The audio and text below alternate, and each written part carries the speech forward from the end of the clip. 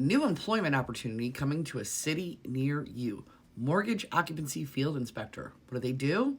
They drive around knocking people's doors and verify that somebody is actually living in the house as a primary residence when they state on a mortgage application that they're buying a property as a primary residence.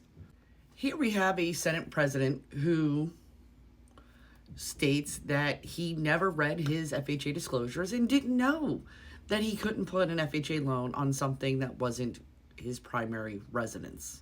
He didn't know he had to move in to the property and make it his primary residence because he didn't read that part.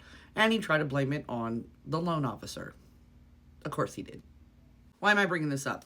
Because I am hearing from people, I am seeing supposed real estate gurus talk about utilizing loans, just saying that it's going to be your primary residence and your intent is enough to satisfy it. Because what happens if you buy a house, you move into it, and 3 weeks later decide, it's not the right neighborhood, it's not the right something? No, your intent doesn't matter.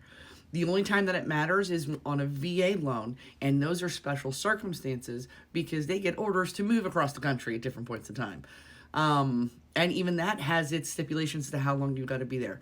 So now you've got Fannie and Freddie who are hiring people across the country just to literally drive around, knock on doors, and verify that the person living at the address is in fact the person who signed the loan documents saying that this is going to be a primary residence.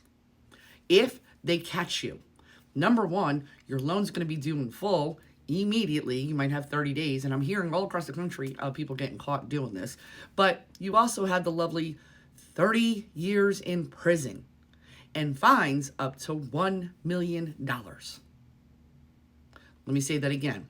Occupancy fraud can cost you 30 years in prison and $1 million in fines for lying on the documentation.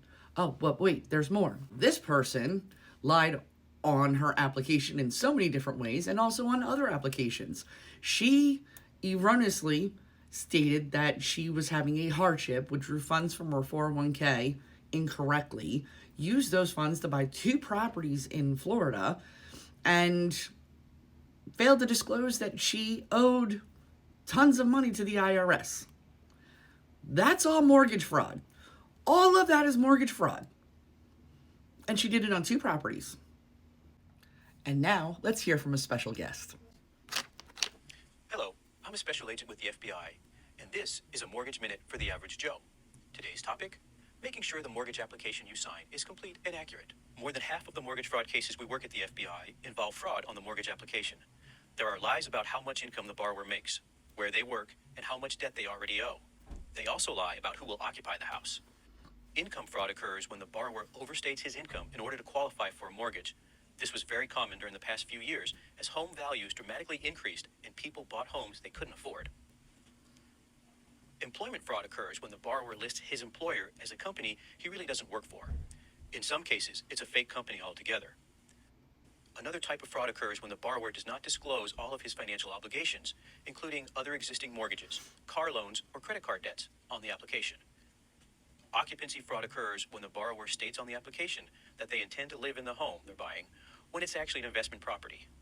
So, before you sign a mortgage application or any other loan documents, carefully review them to make sure they're complete and accurate. If you become aware of mortgage fraud, you are encouraged to contact your local FBI office and report it. This segment of A Mortgage Minute for the Average Joe has been brought to you by the FBI. Okay, now cue the music and that star thing.